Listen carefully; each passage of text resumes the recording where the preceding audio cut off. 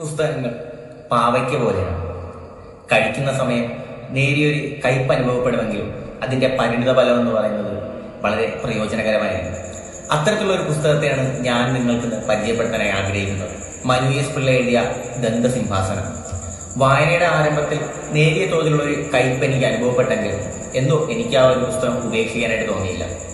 സത്യത്തിൽ ആ ഒരു കയ്പ് എന്ന് പറയുന്നത് ആ ഒരു പുസ്തകത്തിന്റെ പോരായ്മയായിരുന്നില്ല, കെട്ടുകഥകളിൽ നിന്ന് യാഥാർത്ഥ്യത്തിലേക്ക് വഴിമാറിയതിലുള്ള എന്റെ മാത്രം പോരായ്മയായിരുന്നു. തിരുവിതാംകൂർ ഭരണവ്യവസ്ഥയുടെ പശ്ചാത്തലത്തിൽ രചിക്കപ്പെട്ടിരിക്കുന്ന ഈ ഒരു പുസ്തകം വളരെ മനോഹരമായി വിവരണാത്മകമായും തന്നെയാണ് ഈ ഒരു പുസ്തകം എഴുതപ്പെട്ടിരിക്കുന്നത്.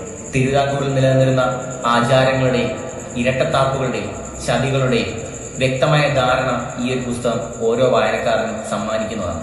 1729 മുതൽ 1949 വരെയുള്ള കാലഘട്ടത്തിൽ നിലനിന്ന രാജഭരണത്തിന്റെ ഓരോ ഏടുകളും വളരെ വ്യക്തതയോടെയും തെളിവുകളുടെയും അടിസ്ഥാനത്തിലാണ് മനു എസ് പിള്ള ഈ ഒരു പുസ്തകത്തിൽ വിവരിച്ചിരിക്കുന്നത് തന്നെ.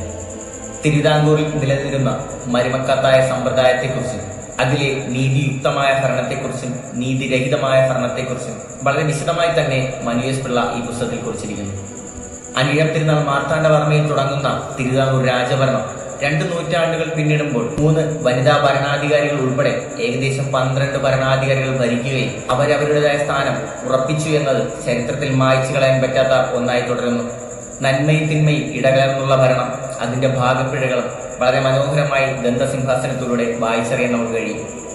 രാജഭരണമാണെങ്കിൽ കൂടെ ഇതിൽ പലയിടങ്ങളിലും ദിവാൻമാരുടെ നീചവർണ്ണങ്ങളും അവരുടെ സ്വാർത്ഥ താല്പര്യങ്ങളും നമുക്ക് കാണാനായിട്ട് സാധിക്കും. ദന്തസിംഹാസനം എന്നത് തിരുവിതാംകൂർ രാജഭരണത്തിന്റെ നാൾ വഴികളെന്ന് അനുമാനിക്കപ്പെടുന്നുണ്ടെങ്കിലും പ്രാചീന കേരളത്തിന്റെ സാമൂഹികവും രാഷ്ട്രീയപരവുമായ സാഹചര്യങ്ങളിലേക്ക് വിരൽ ചൂണ്ടുന്ന ഒന്നാണ്. കാലഘട്ടങ്ങൾ മാറി മറിഞ്ഞു വന്നപ്പോൾ പേരുകൾക്ക് മാറ്റം സംഭവിച്ചെങ്കിലും തിരുവിതാംകൂറുകാരനായി എനിക്ക് ഈ ഒരു പുസ്തകം ഒരു മുത്തശ്ശി കഥ കേൾക്കുന്ന അനുഭൂതിയാണ് സമ്മാനിച്ചത്.